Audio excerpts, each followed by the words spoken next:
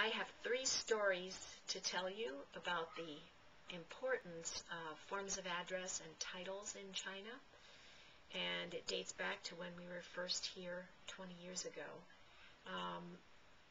My children, of course, spoke no Chinese at the time, so whenever we said a name, they would just say that name when they were talking to that person.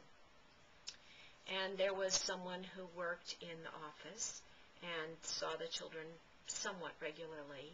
And after a while, he came to me and he said, and he said this in Chinese, I think your children should call me Uncle Shan. And I looked at him and I thought, oh, I just said, okay. But we never told the children to call him Uncle Shan. And I thought, how can you ask my children to call you uncle without really knowing them very well, and you're certainly not their uncle? I think I might have even been a little bit offended because it seemed like he wanted to be part of our family. Because for us, if you say uncle, the person is either your family, your real uncle, or they are very, very close to you. And so that just didn't seem right.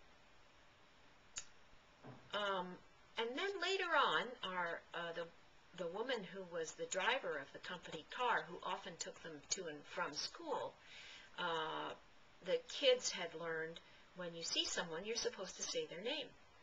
That's a form of greeting. It's like we say hi, and in China you say the person's name. So they said her name, and we had been taught that her name was Xiao Ding, which means little Ding. And we didn't think much about it, So the girls also called her that, and Xiao Ding had never said anything that they shouldn't call her that. And they came in the door. My 2 were first, and they both looked at her and said Xiao Ding, and she said hi to them. And then their Chinese friend came in the door, and she also said Xiao Ding. And they zoomed into the other room. But then Xiao Ding was furious. And I said, what's wrong? And she said, she called me Xiao Ding. And I said, oh. And then she said, she ought to know better. She shouldn't call me Xiao Ding. She should call me Ding Ai, which means Auntie Ding.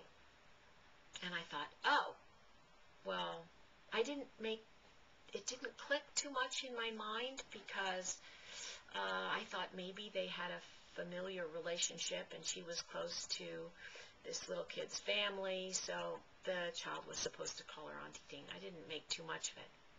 But the 3rd time I noticed this, I finally woke up.